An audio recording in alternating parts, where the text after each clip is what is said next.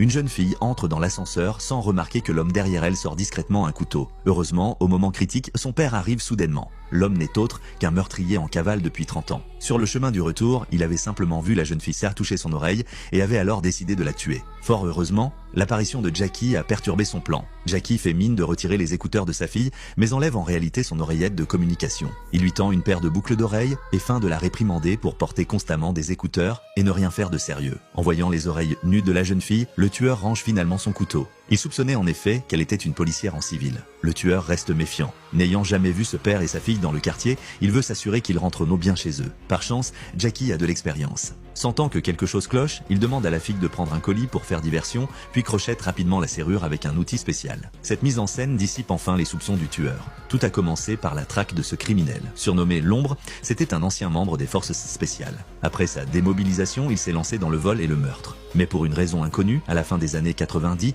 l'Ombre a soudainement disparu de la circulation. Certains disaient qu'il était mort, d'autres qu'il avait pris peur. En réalité, durant toutes ces années, l'Ombre a utilisé l'argent de ses crimes pour adopter de nombreux enfants. Ce n'était pas par philanthropie. Sous couvert d'adoption, il voulait transformer ses enfants en criminels comme lui. Une dizaine d'années plus tard, ils sont tous devenus de véritables criminels. Certains excellaient au combat, d'autres maîtrisèrent la technologie, d'autres encore étaient experts en déguisement. Le plus impressionnant savait se transformer d'homme en femme.